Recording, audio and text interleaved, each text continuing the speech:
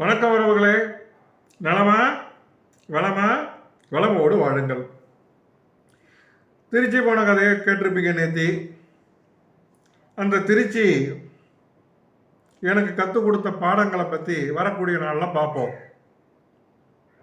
இன்றைக்கி நாம் என்ன பார்க்க போகிறோம் அப்படின்னா, கல்லுக்குழி காலனி. இந்த கல்லுக்குழி காலனி அப்படிங்கிற ஒரு பகுதி திருச்சியுடைய மத்திய பகுதியாக இருக்கு. திருச்சி வாழ்ந்தவர்களுக்கு நல்லாவே தெரியும். அங்கே ஒரு ஐயா சன்னதி இருக்கு. என்னை வாழ வைத்து வரக்கூடிய ஐயா கல்லுக்குழி ஆஞ்சநேய சுவாமி. அவருக்கும் எனக்கு ஒரு போட்டி. இந்த வரம் கொடுத்தவன் தலையிலேயே கையை வைக்கிறதுன்னு கேள்விப்பட்டிருக்கீங்களா? அந்த வேலையை நான் செஞ்சேன்.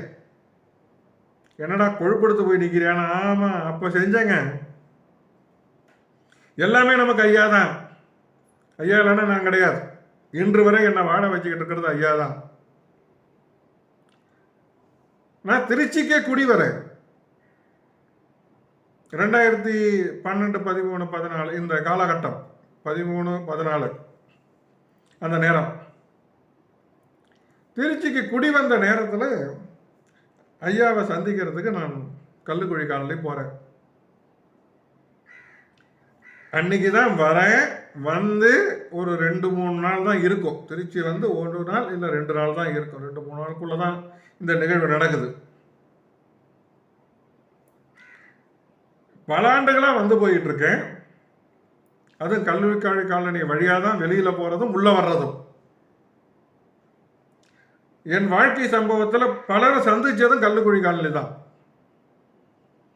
பொதுவாக ரயில் நிலையத்தை விட்டு வெளியில் வந்தால் எழுத்தாப்புலே பஸ் ஸ்டாண்டு, மத்திய பேருந்து நிலையம், சென்ட்ரல் பஸ் ஸ்டாண்ட். அதனால் போக்குவரத்து ஈஸியாக இருக்கும், எல்லாரும் அதை பயன்படுத்துவாங்க. ஆனால் நான் அப்படி பண்ணுறது இல்லை. எப்போதுமே பின்வாசல் வழியாக தான் உள்ளே வருவேன். 2 காரணம்: கூட்டம் இருக்காது, அங்கேயே ஒரு கவுண்டர் உண்டு டிக்கெட் வாங்குறதுக்கு. நான் இருந்து சிதம்பரத்துக்கு போகக்கூடிய வண்டிகள் 5வது 6வது பிளாட்ஃபார்ம் இந்த மாதிரி தான் வரும். அதுக்கு இது கிட்டக்கு. இதன் காரணமாகவே நாங்கள் வருவேன். அப்படி வந்து பலரை சந்திக்கக்கூடிய சந்தர்ப்பங்கள்லாம் இருக்கு. அடுத்தடுத்த காணொலிகள் பார்ப்போம். எனக்கு மருத்துவ ரீதியான ஒரு செய்தியை ஐயா கொடுத்திருந்தாங்க. அதுதான் என்னுடைய வாழ்க்கை பயணத்துக்கு பொருளாதார விவரத்துக்கெல்லாம் நான் பயன்படுத்திக்கிட்டு இருந்தேன். இன்று வரை அதுதான். ஆன்மீகத்திலேருந்து 10 பைசா வருமானம் அப்படிங்கிறது நான் பார்க்கறது கனவுல கூட கிடையாது. அந்த எண்ணமும் இனியும் எனக்கு வராது. என் தொழில் மருத்துவம், தொடு சிகிச்சை நிபுணர், ஹீலிங் தெரபிஸ்ட். உடல் சார்ந்த நோய்கள், மனம் சார்ந்த பிரச்சனைகள், இந்த உபாதையோ பிரச்சனையோ எதுவாக இருந்தாலும் மருந்து இல்லாத மருத்துவம் பார்க்கறது தான் என்னுடைய தொழில். ஆயிரக்கணக்கான குடும்பங்கள் பயன்பெற்றவர்கள் இருக்காங்க. அதிலும் குறிப்பாக ஐயா ஆஞ்சநேய சுவாமி எனக்கு அதை எப்படி வரமாக கொடுத்தார் அப்படிங்கிற விவரமும் காணொலியில் இருக்கு. ஏற்கனவே நம்ம பதிவு பண்ணியிருக்கோம். நான் இந்த இடத்துக்கு போகும் பொழுது என்ன பண்ணுறேன் அப்படின்னா,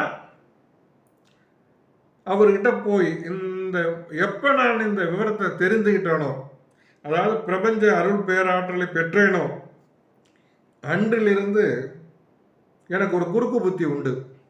எந்த சன்னதிக்கு போனாலும் சரி, அங்கே போய் அதை பரிசோதனை பண்ணுறது. இப்போ நீங்கள் ஒரு கோயிலுக்கு போகிறீங்க, பல தெய்வங்கள் இருக்கும், எல்லா இடத்துலையும் பூஜைகள் நடக்கும், எல்லாம் நடக்கும். ஆனால் அங்கே ஒரு குறிப்பிட்ட இடத்துல தான் தெய்வ அனுக்கிரகம் சக்தி அதிகமாக இருக்கும். அதை நீங்கள் கரெக்டாக கண்டுபிடிச்சிட்டீங்கன்னா உங்கள் பிரார்த்தனைகள் நிறைவேறும். அதை பற்றி 10 காணொலி நம்ம வெளியிட்டிருக்கோம். இதை நான் ஒரு வேடிக்கையாக விளையாட்டாக பரிசோதனை பண்ணிக்கிட்டே வந்தேன். பல இடங்களில் அதை மெய்ப்பித்து அதோடைய விவரங்களை நான் என்னை சேர்ந்தவர்களுக்கு சொல்லியிருக்கேன். குறிப்பாக ஒருத்தவங்களுக்கு இதை கத்தே கொடுத்துருக்கேன். இதை எப்படி பார்க்கணும் அப்படின்னு என்னை சார்ந்து வழிநடத்து வரக்கூடிய ஒரு நபருக்கு முழுமையாக அந்த பாடத்தை கற்றுக் கொடுத்துருக்கேன். அப்படியே நான் என்ன பண்ணேன் அப்படின்னா, ஐயா கோயிலுக்கு போனேன். வழக்கம் போல எனக்கு கொடுக்கப்பட்ட முறைப்படி பிரார்த்தனையை வச்சேன். உடனே என்ன பண்ணேன் அப்படின்னா, 2 கைகள், எப்போதும் இதுதான் பயன்படுத்துறது பரிசோதனைக்கு. எனக்கான சக்தி கொடுக்கப்பட்டது என்னுடைய இடது கையில். அப்படி கையை தூக்குன ஒரு ஒரு வினாடி தான், சுரீர்னு இழுத்தது, அவ்வளோதான். கையை தூக்கவே முடியல, சுத்தமாக முடியல. என்னை அழைச்சிட்டு போன நபர் வந்து எங்கள் வீட்டுக்கு பக்கத்தில் குடியிருக்கிற தம்பி. அப்போதான் அந்த ஊருக்கே நான் புதுசாக குடி வந்திருக்கேன். அவங்களோட புறப்பட்டு தான் எல்லா ஏரியாவும் பார்த்துக்கிட்டு இருக்கேன். அந்த காலகட்டத்தில் தான் அண்ணாஜியுடைய திருப்பி தொடர்பு ஏற்படுது. அண்ணாஜியை நானும் சேர்ந்து அதன் பிறகு திருச்சியை சுற்றி வந்துக்கிட்டு இருக்கோம். எனக்கா ஒன்றுமே முடியல, கை சுத்தமாக தொந்தரவாயிடு. அதன் பிறகு ஐயா கிட்ட மன்னிப்பு கேட்டு அன்றோடு விட்டேன். எந்த சன்னதிக்கு சென்றாலும் சரி பரிசோதனை செய்வது இல்லை. இதுதான் வரம் கொடுத்தவன் தலையிலேயே கையை வச்சு பார்க்கறதுங்கிறது. ஐயா சக்தி கொடுத்தீங்களே, அது வேலை செய்யுதா அப்படின்னு பார்த்த விளைவு. அவர் சக்தி எதுக்கு கொடுத்தார்? பிறருடைய உடல் உபாதைகளையும் மனக்கவலைகளையும் நீக்கணும்னு கொடுத்தார். நாம எதுக்கு பயன்படுத்தணும்? ஐயா இருக்கீங்களா இல்லையான்னு தெரிஞ்சுக்கணும்னு. அதான் திருச்சியில் நான் வாங்கின மிகப்பெரிய அடி. அன்றிலிருந்து இன்று வரை மருத்துவம் நீங்களாக எந்த ஒரு இடத்துலையும் ஆன்மீகம் சார்ந்த விவரங்கள்லையும் சரி, கோயில்கள்லையும் சரி, என்னுள் இருக்கக்கூடிய இந்த சக்தியை பரிசோதனை செய்வதோ பிரயோகப்படுத்துவதோ இல்லை.